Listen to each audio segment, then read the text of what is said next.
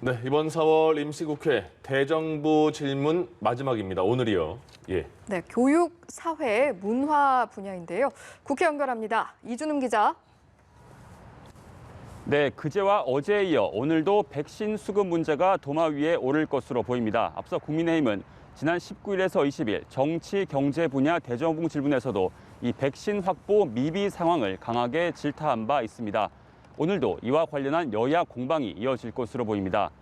앞서 아침 회의에서도 민주당 윤호중 비상대책위원장은 이 백신 수급 상황에 대해 정부가 정확하고 투명하게 밝혀야 한다고 말했습니다.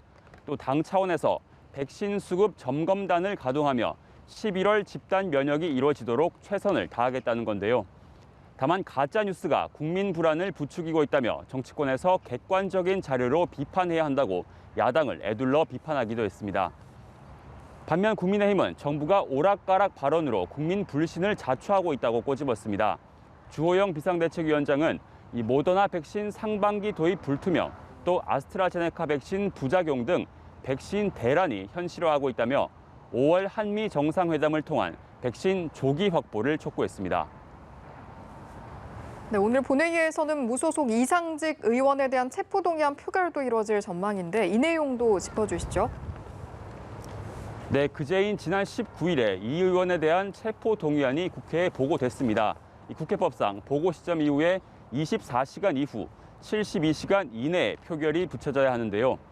이스타항공의 창업주인 이상직 의원은 현재 배임, 횡령 혐의로 구속영장이 청구된 상태입니다.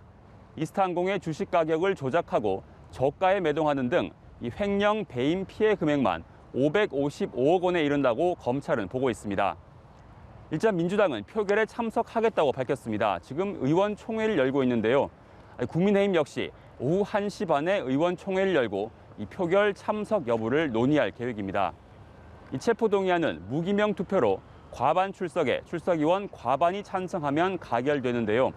만약 이 의원에 대한 체포동의안이 가결되면 21대 국회 들어 민주당 정정순 의원에 이어 두 번째입니다.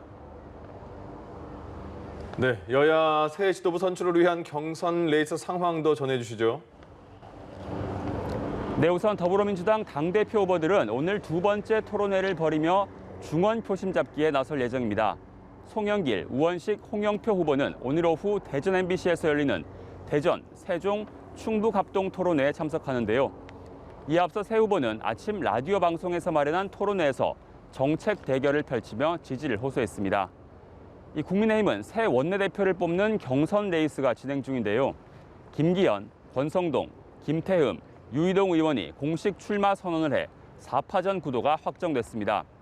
네 후보들은 라디오 출연을 비롯해 각자 일정을 소화하며 자신이 원내대표 적임자임을 강조하고 있습니다. 지금까지 국회에서 전해드렸습니다.